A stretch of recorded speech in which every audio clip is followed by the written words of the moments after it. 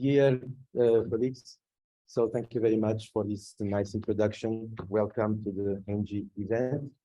It's already displayed. I think, okay, so even if you can't read, I will say a few words. So our commissioner is very pleased to be with you virtually. She's now in California, taking a plane back to Brussels. In any case, so it's a pleasure for her and for me. So forget that I'm here. I cannot be an avatar. I cannot compete, but I will try to read a statement and explain a little bit why the commissioner is so interested in what you do, because you cover the title of the conference and your project cover a lot of things from her portfolio, things that she considers a high priority, from science, technology, but also, as Eva mentioned, the need to bring a balance and equilibrium in attraction of science to women, to girls, to young people. So she's also the commissioner for youth. You heard Eva, her portfolio, commission portfolio is very, very large, and you touch a lot of points there. So it's with a big pleasure that I'm here reading a statement. So I will do it. And then if you have any questions, any interaction, any curiosity, we can, well, I don't know what the time is in San Francisco, but we can wake up our commissioner and ask her directly the questions. So dear researchers, dear members of the ENGIE project, thank you for the invitation to your event, Learning from the Ground. Nice. Why geosciences matter for future generations, and they do matter. I like very much the title that touches the key aspects of my portfolio: youth, education, and science. I am very happy that you bring forward the importance of EIT to glue these aspects into an innovation context. Also quite important. And innovation is another key pillar of my portfolio. I praise your efforts to improve the gender balance in STEM. You are an excellent example of what we need at European level to attract young girls for science and technology, and of course to bioscience.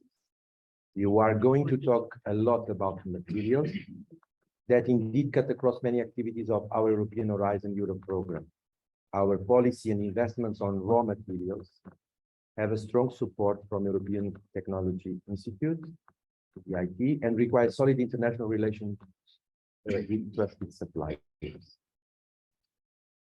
There is, for very good reasons, a lot of attention on critical raw materials, which are essential to key technologies for the green transition. The best example is related with energy production and storage, requiring hard-to-find raw materials to produce batteries or wind turbines. There is also the need to bring new materials to the picture, both from an economic perspective, but also to ensure Europe develops further its open strategic autonomy. Research and innovation play a key role in developing material substitutes for an ecological perspective, but also for Europe to be less vulnerable to external dependencies. We need to empower the young generations and foster modern geo-professions, as you put it in your website, as you call it. All these dimensions must go hand in hand in our priority setting. I thank you for helping connecting the dots and linking the European Year of Youth to science, education, innovation, and gender balance, which are, given the troubled times we live, even more important and strategic for the future of Europe. So I think this is the statement that is short, but I think there are a lot of key messages from the Commissioner in all aspects of your work, including this one that I think it's clear from a statement that we are living troubled times. It's not easy for anyone, and it looks like it will not be easy in the near future. So raw materials in that context and all what you do with young generations is important to give a little bit of positive perspective.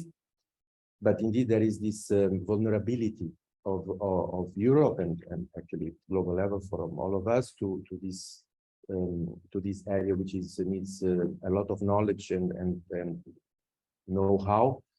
And that's why our commissioner wants to put the raw materials side by side with new materials, because we have also a manifesto 2030 on new materials. So I think here the message, I'm a bit unfolding it, is that we need to think about raw materials and there are a lot of geopolitical issues about it, not only about knowledge, but also the transformation value chains to make them as circular as possible and to be less dependent on them and to know how we could use research and innovation to bring new materials in the industrial processes and the way we use the natural resources in our lives. So thank you very much for your attention. Have a great day, a great event, and when the alarm sounds, stay cool. Thank you very much.